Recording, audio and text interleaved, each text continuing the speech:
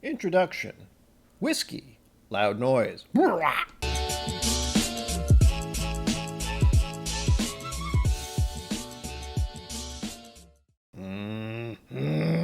Welcome to KIllco Whiskey Musings. My name is Brian, and that is exhausting. Donation bottle, Irish whiskey. Thank you to all the viewers who actually donated so I can get this bottle. It is not cheap, and I really couldn't afford it, so thank you once more. What's funny is I just cut my nails recently, so it made this even more complicated. I gotta nope. Suppose I could talk about the whiskey a little. So this is an Irish whiskey that has been finished in Mizunara casks. Mizunara is a special kind of oak from Japan, of all places. And what little I understand, it takes quite a while for anything whiskey-wise to finish properly in Mizunara casks. This is that moment I really wish I could get the camera on the table so I wouldn't have to pour out in the open above myself. Because there's always a possibility of spilling whiskey on myself, which is not what I want to do. Before I forget, because I always do, 46% on this one, which is a pretty decent amount for an Irish whiskey. We begin with the color. I actually can see the color chart. I learned how to do a thing. I should have been doing it a while ago, but I'm doing it now. Me looking at this chart, it's somewhere around the lower end of the spectrum, but still, for an Irish, it's actually got more of an orangish tint to it instead of the typical light yellow strawish colored. And now let us begin the nosing technique. Oh my gosh. This is not a first taste video. I know what it smells like. I remember kind of what it tastes like. It's been a very long time, and I've only had it at a bar. But I knew I wanted a bottle of this stuff. Initially, this is fruity and floral. And I can barely tell it's an Irish whiskey, in all honesty. There's almost a white wine quality to this, too. Thinking about peaches? It's reminding me of a flower, but I'm not quite certain which one. There's also a mix of orange citrus and even lemon citrus. It's just a wonderful combination. Well, it could be lemon and lime. The longer I smell this, the more complicated it seems to be getting. It's kind of amazing. Also, it's got vanilla frosting there. Or was it? I'm going to say vanilla glaze, actually. There's a slight mustiness of some sort, but just underneath the surface of everything else. I can barely tell it's there, but I know it is. This is a single malt thing, and I found I'm getting this musty-ish thing on numerous scotches that claim to be single malts. Thankfully, with this one, it's not so upfront. It's basically smothered by all these wonderful fruits and flowery smells. The nose on this is what really blew me away the first time I tried it at a bar. It was a whiskey bar. They did give it to me in a Glencairn, and as soon as I smelled this, knowing it was an Irish whiskey, that was really game changer, basically. And ever since then, I'd wanted a bottle. And since I heard it may not be easy to get, or possibly might be disappearing soon, I had to get myself a bottle. And the only reason I could do so was thanks to viewers like you. All right, nosing is so good. I could do this for so long, but it's time for the other favorite part of this is to drink it. First, we must cleanse the palate. Stay hydrated, people.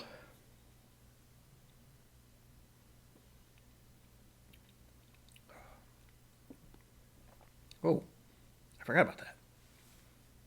All right, initial hit, decent, but there is a very specific thing. It was a little fruity. I'm analyzing the first sip. I gotta stop doing that automatically. All I'll say is there is a mustiness on the taste, which I had totally forgotten would be there.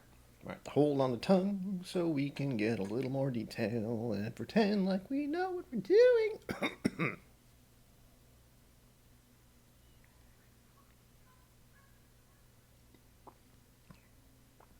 Ooh, spicy. Oh yeah, a little bit of fruit, a little dry. I still can't quite place what that other taste is. Sort of musty-ish thing. Assuming it's a malt thing. It's kind of reminding me of vanilla spice. I feel like I want to say apple as a taste. It seems pretty far removed from your typical Irish whiskey. I think that's really what drew me to it, is that I do enjoy Irish whiskey, but I always like finding an Irish whiskey that there's something else to it.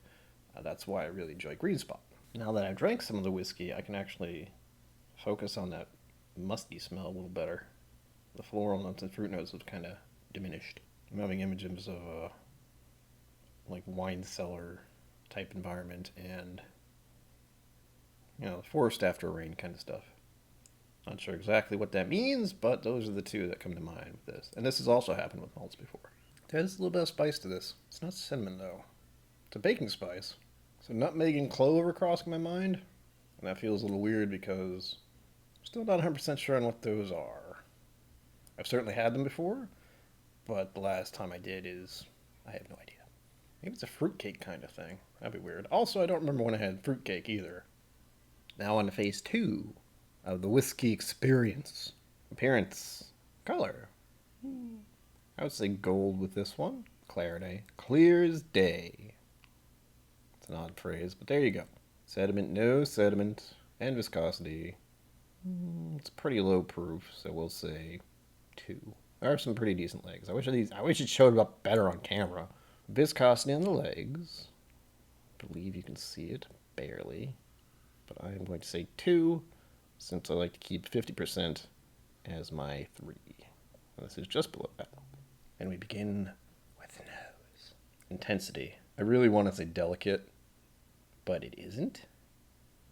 It is very prominent and floral and perfumey almost. So I'm going to say 3. This is another one that I always stumble over. Age, I gotta say moderate, because I know this is 13 years old, and I don't know how to gauge those words on the smell. I think I would understand if I ran across a youthful whiskey, but moderate and mature, I don't think I've had enough whiskey. Clearly I need more whiskey. Barrel smell, it only gives me 2 options, new oak and used oak. Since it's Ireland, I'm not exactly sure what they started with. I assume oak, but doesn't necessarily have to be. And of course, it was finished in Mizunara. You could just read the label, Brian. Yeah, I know. And it does say 13 years in American oak bourbon barrels, so that was used, and finished in Japanese Mizunara oak. This is a hard word. Puncheon barrel? It must be a size. Another stumbling point. Grain. Well, I know it's not an American product, and it's a single malt. So I'm going to say malt. And I do get that little funk, which is kind of a clue, but I haven't tried enough whiskey. Obviously, I need so much more whiskey before I know exactly what malt smells like. Smoke, none at all. Spice, clove. I feel like there's a hint of mint as well. Just a hint. Sweet. Not a huge amount of vanilla, but I did say vanilla glaze. Honey might be good. Fig or raisin could work as well. I feel like I said peach earlier. I should write those down so then I can really compare. That would be the smart thing to do. I'm not going to do that. Floral. I don't know why I'm saying things like that, but okay. Continuing on.